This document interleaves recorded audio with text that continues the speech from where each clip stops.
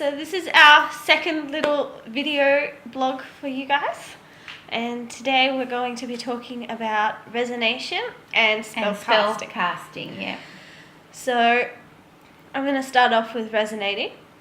And I'm going to be doing the spell casting. Yep.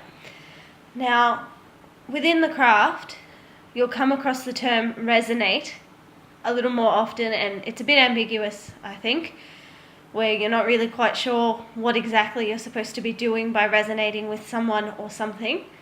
And I think that it's important to note that you don't particularly have to resonate with a person or an object or a place, even though you feel that you should. So if you have, say, a particular area where you go, in a place in the forest or a place in a meadow, or just an open piece of ground, and you don't feel comfortable and it doesn't feel like a peaceful place to you, even though it's a place in nature and you're supposed to enjoy those places, if you don't resonate with that particular area, that's okay. You can just walk away, go to a new area, go to somewhere that is comfortable for you. It's not going to be the same for everybody, so not everyone is going to resonate with the same things. I don't resonate with the ocean. I don't find myself comfortable at all. I find myself quite on edge. I can't settle enough to do anything anywhere near the water.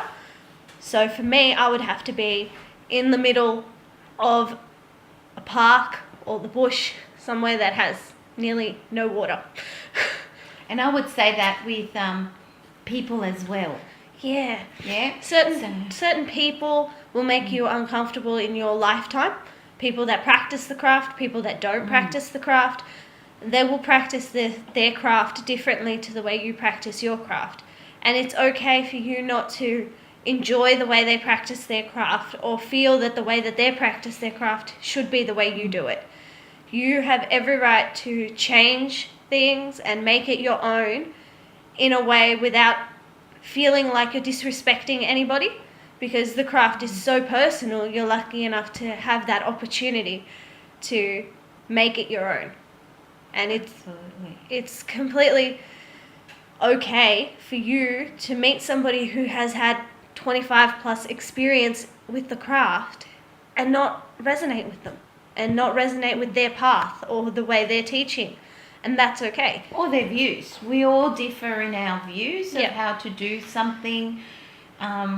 Our experiences have taken us different places. So there lies the difference, whether somebody will resonate with you or not. That's perfectly okay. I personally like to envision it like everybody has their own piece of environment, and environments clash. So, your environment may be a water-based environment, and mine is a very dry, earth-based environment, and we wouldn't resonate. I just would back away from that kind of person and go, okay, that's not my environment. I don't have to put myself out there into that person's space. I don't have to be negative about it or get upset with them or tell them off, because it's quite possible that they have no idea that I don't resonate with them. Just smile, thank them very politely for coming into my life, kind of thing, and then back away. And I find that a lot of people have a lot of difficulty with allowing themselves to be okay with not liking certain people or getting a gut instinct that kind of says, oh no, that person or that tool or that spell doesn't really sit well with me. And then they think to themselves that that's really ungrateful. Somebody's given them this spell or this idea or this ritual, and they should use it because this person is so experienced and they know what they're talking about. If it makes you uncomfortable, just don't do it.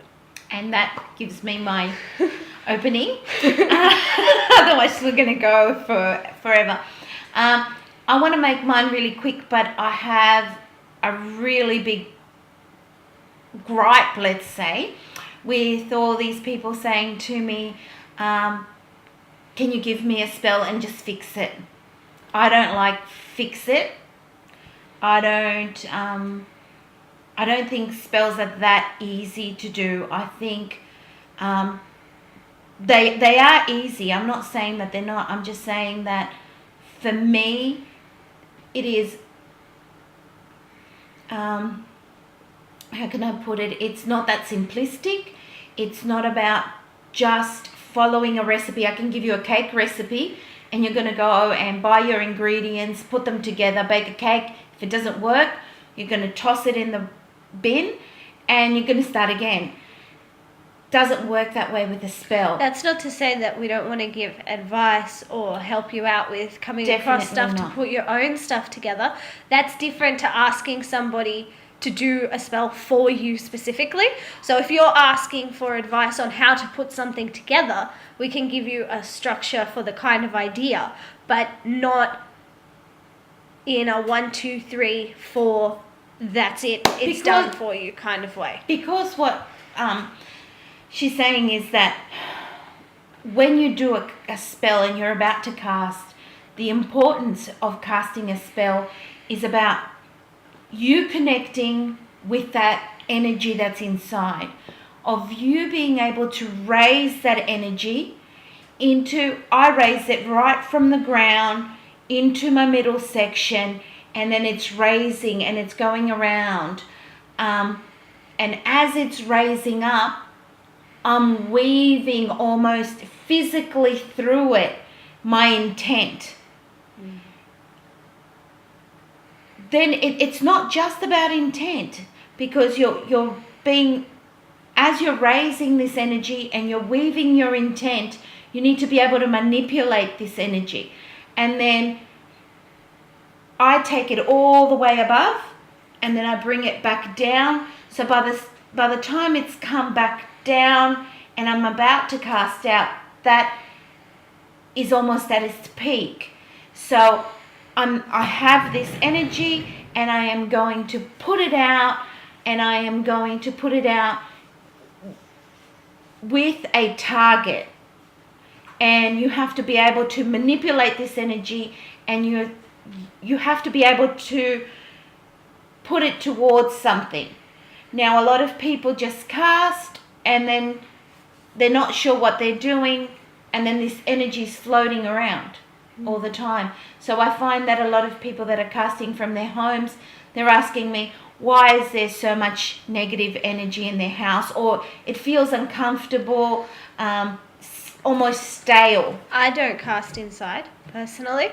I like to go outside where there are no walls, nothing to keep the magic in one area as such. I like to visualize it as a physical energy that's going out into the universe. And if you're casting that from inside, there are so many walls, so many limitations, so many barriers, that I find that spells cast inside are quite ineffective for me. I need to be outside. And you need to be able to, you're not only raising this energy, but you're doing it with the help of either the god and the goddess, or you're using other directions, and you're using it just depends on which which pagan path you follow, what you're going to do. Whether you're going to open up your circle, you're going to clear your space, open up your circle, you're going to bring in the 4 directions, whether you're going, it all depends which path you follow, how you're going to do that. Yes. But at the end, you're going to give thanks. At the end, you're going to clear that space. You're going to ground yourself, and all that needs to be done with care, not just, this is a baking session. That's why I find it hard to give out recipes, to give out a spell like I do a recipe, because I think, well, are you ready for what's going to happen at the other end? And love spells are a big no-no for me. I don't give them out. What she means by love spell, just to clarify, is she does not give out spells that attract a specific person that you're already looking at and are attracted to. If you have a target in mind, if you see that person and you say, well, they need to be in love with me because I'm attracted to them and I love them. That's that's a controlling kind of thing that messes severely with somebody's free will. However, there are spells that I stick by completely for finding a soulmate or finding a boyfriend or a girlfriend or some kind of a lover. You can attract those people, and that's okay because it gives a pool of people for the gods to choose from. One specific person, if they're not attracted to you, then they're not attracted to you. The universe, if whatever you put out is going to come to you. So you can put it out to the universe for the right person or the right people to come towards you, to gravitate towards you, and that's fine. It's the same with friendship. You can't force a friendship. I've had quite a few people actually ask me for spells to do with social situations where they want, somebody to be their friend because it's a social status issue, and I can't do that because what if they just don't like you, or they don't do the things that you do or get along with you in that way, and if they don't resonate with you, it's not fair to make them. Yeah, and I think also that when you're putting a spell together, it has to be your spell with your intention, with your heart, with your soul. Nothing is going to work better for you than something that's with your own words. We've both posted things with our own words most of the time. If not, we let you know. But as you know, we take a lot of time to individually write every good morning, every good night. And it might be just a little thing. I was writing a few, it was just the picture and giving you some ideas. And I said I was writing some little rhymes. Yep. Just to give you an idea, you don't have to be an expert at the language in order to put your point across, and unless that's your what thing. You feel. Unless language is your thing. Yeah. Language is quite my thing. I like to make things flowery and make it rhyme and make it pretty, but that's just the way I am inbuilt. I think a lot of people have very effective spells that do not rhyme at all. That's right. That do not have any kind of flowery language. It's very straightforward, almost a sentence, and that's it. And that works really, really well for them. Because it's something that comes from within. And it's something that also needs to be able to be done for what your target is intended to. So if, for instance, I want this person to be healed, then I need to connect with that person at some level and feel that healing. I can't just heal over the phone somebody I've never met. I don't know what I'm doing. I don't have a connection. We can ask the gods and the goddesses to do the best that they can, because we know so many of you on our page are out there and you all have, your differences, and each of you obviously need a hand at some point. We can light a candle and ask the goddesses and the gods to look out for you, and that's all we can really do without knowing you personally on that level, I think. I would be uncomfortable with casting a full-blown healing for somebody that isn't in front of me, because it's not fair to you, firstly, the person being healed, because you're not there, you're not receiving all of that energy, and it would weaken over that distance and weaken over the bond that you have. So I think we're going to leave it at that, otherwise you're going to be here for a very long time. Thank you very much for being with us on our page. We love doing this page. We love having it there. Definitely. Yeah. You guys are the highlight to our day all the time. We are constantly on there, even late at night. Yes. Now we're up till 2, 3 in the morning writing posts so that you guys have the benefit of us all day. Hey, that's something to add. We're away from the keyboard, just so that you know, during the day. We're not online all the time. Yeah. We're actually doing this thing called scheduling. So we pre-post. The night before, we'll put up a post to say this will go up at 8 o'clock our time, 10 o'clock our time, so that those posts will continue to go up during the day.